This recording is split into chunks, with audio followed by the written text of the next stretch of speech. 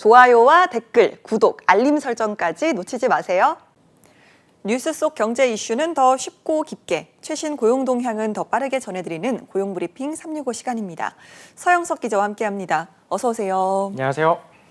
네, 오늘 어떤 이슈가 있을까요? 네, 더 많은 일을 원하지만 어쩔 수 없이 시간제 일자리, 이른바 아르바이트라도 구하고 나선 비자발적 시간제 근로자들이 급증했다는 분석이 나왔습니다. 10년 새 증가 속도만 놓고 봐도 임금 근로자 증가세를 넘어설 정도라고 하는데요. 어떻게 된 일일까요? 오늘 첫 번째 이슈픽에서 짚어봅니다. 네, 우선 시간제 근로자의 정확한 의미가 뭔지부터 좀 짚어봐야 할 것 같네요. 네, 시간제 근로자는 근로시간이 짧고 정해진 날짜와 시간에만 근무하는 비정규직의 한 형태인데요. 예를 들어 아르바이트나 시간 선택제 일자리 등입니다. 비자발적 시간제 근로자는 전일제 일자리 등 더 많은 시간을 일할 의사가 있지만 마땅한 일자리를 찾지 못해서 어쩔 수 없이 시간제 근로를 택한 근로자를 의미합니다. 네, 어쩔 수 없이 시간제 근로를 택한 이들이 얼마나 늘어난 걸까요? 네, 한국경제연구원이 통계청의 지난 10년간의 자료를 분석한 통계를 보면요. 시간제 근로자는 연평균 2.5% 늘어 전체 임금 근로자 증가율보다 1.8배였습니다.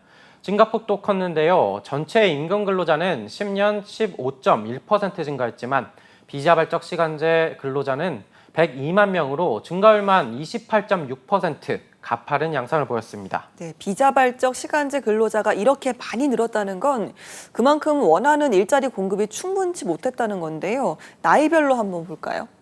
네, 특히 고령화로 인해 인구 규모가 늘어난 50대 이상의 증가가 두드러졌습니다. 50대 이상에서 10년 동안 연평균 5% 늘어 전 연령대 중 가장 높은 증가율을 보였습니다. 청년층은 연평균 2.5%씩 증가했고 30대는 0.7%, 40대만이 유일하게 연평균 1.6% 감소세를 보였습니다. 네, 그러니까 40대를 제외하고는 청년층도 고령층도 모두 원치 않게 시간제 근로시장에 투입이 된 건데 그 배경을 한번 분석해 볼까요? 네, 한국경제연구원은 청년층은 채용 시장이 얼어붙으면서 고령층은 폐업, 권고사직 등의 영향을 받았다고 분석했습니다. 실제 지난 4월 통계청의 경제활동 인구 조사를 보면 청년층의 체감 실업률이 17.5%로 전 연령대의 9% 수준을 크게 웃돌았기 때문입니다. 역시 지난 5월 고령층 대상으로 한 조사를 보면 가장 오래 근무한 일자리를 그만둔 이유에 대해 3명 중 1명은 사업 부진과 폐업 때문이라고 답했습니다. 이외에 권고사직과 명예퇴직 등이 10.9% 수준으로 나타나기도 했습니다. 본인이 더 원하는 안정적인 일자리를 기다리는 것보다 이렇게 비자발적 시간제 일자리를 구했다라는 건 아무래도 생계에 영향이 좀 컸다라고 봐야겠네요. 맞습니다. 비자발적 시간제 일자리를 구한 이유로는 10명 중 6명 정도가 당장 생활비 등 수입이 필요해 시간제 일자리를 구한 생계형인 것으로 나타났습니다. 다음으로는 원하는 분야 일자리가 없어서가 17.2%, 또 육아와 가사 등을 병행하기 위해서 순으로 조사됐습니다. 세부적으로 들여다보면 생계형 시간제 근로자는 청년층에서 가장 많이 늘어난 것으로 집계됐습니다. 네, 청년층은 얼어붙은 취업 시장 때문에, 고령층은 휴폐업 때문에 자발적 시간제 근로자가 됐다는 건데요. 자, 그만큼 구직 기간은 더 길어질 수밖에 없는 환경이네요. 네, 지난 10년간 청년층 생계형 시간제 근로자 증가 속도가 가장 높았는데 청년이 원하는 양질의 일자리가 부족해 구직 기간이 장기화하고 있는 겁니다. 이 과정에서 버티기 위해 시간제 일자리를 통해 생활비를 마련하는 청년이 늘어난 겁니다. 네, 자, 이런 비자발적 시간제 근로자 비중을 다른 국가와 비교해 보면 좀 어떨까요? 네, OECD 국가들과 비교해도 한국의 비자발적 시간제 근로자 비중은 높은 수준입니다. 2021년 기준 전체 시간제 근로자 중 비자발적 시간제 근로자 비중은 한국이 43.1%로 조사 대상 OECD 30개국 중 7위를 차지했는데요.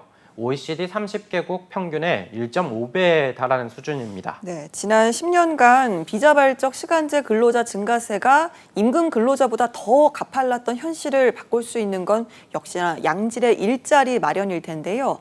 자, 구직자들이 원하는 일자리가 충분히 공급될 수 있도록 대책 마련이 시급해 보입니다. 자, 두 번째 이슈픽 주제는 뭘까요? 네, 물가는 뛰는데 월급은 그만큼 안 오르면서 지난해 실질 임금이 통계 작성 이래 처음으로 줄었습니다. 벌이가 준 건 대부분 중소기업 노동자였는데요. 대기업과 임금 격차는 더 커졌습니다. 네, 그러니까 통장에 찍히는 월급이 물가 상승 속도를 따라가지 못하고 있는 상황입니다. 중소기업과 대기업 간의 임금 격차는 얼마나 됐습니까?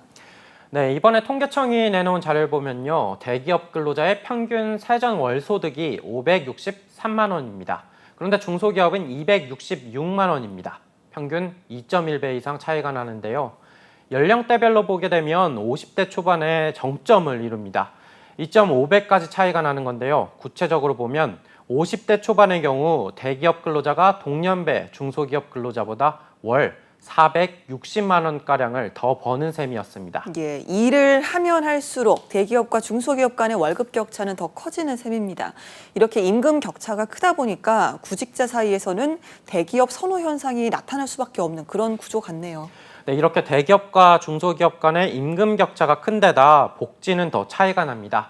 이러다 보니까 구직자 처지에서 대기업 가기 위해서 재수, 삼수하는 경우가 상당히 많은데요. 문제는 2021년 전체 일자리 2,558만 개 가운데 대기업 일자리는 16.6%에 불과하다는 사실입니다. 중소기업 일자리는 62.1%로 절반 이상을 차지하고요. 비영리 기업도 10명에 2명꼴이었습니다. 네, 그렇다고 중소기업에서 경력을 쌓아서 대기업으로 이직이 쉽느냐? 최근 추세를 보면 그렇지도 않다 이런 이야기가 나오잖아요. 네, 맞습니다. 중소기업에서 경험을 쌓은 뒤에 대기업으로 이직하는 것도 점점 더 바늘구멍입니다. 통계에 따르면 2020년 기준으로 해서 중소기업에서 일하다가 대기업으로 이직해서 성공한 확률은 2.6%에 불과하거든요.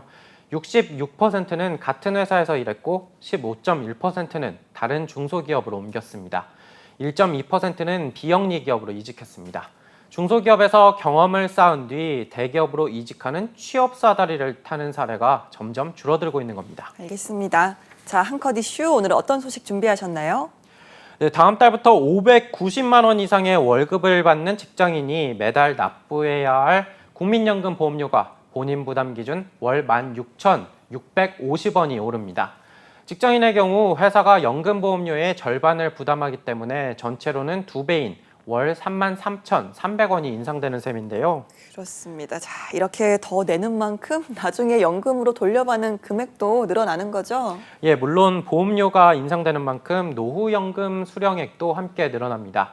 보건복지부와 국민연금공단은 국민연금 보험료를 산정하는 지표인 기준소득 월액 상하한액을 국민연금 전체 가입자의 최근 3년간 평균 소득 변동인 6.7%에 맞춰서 다음 달부터 조정하기로 했는데요.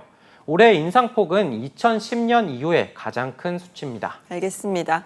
자, 고용 형태, 기업 규모 등 근로조건과 임금 격차가 큰 노동시장의 이중 구조는 한국 경제의 잠재력에 악영향을 미치는 요인으로 지적됐는데요. 정부도 이 부분을 해결하기 위한 대책 마련에 나선 만큼 앞으로 지켜봐야 할 것 같습니다. 오늘도 서영석 기자와 함께했습니다. 고맙습니다. 고맙습니다. 네, 지금까지 고용브리핑 365였습니다.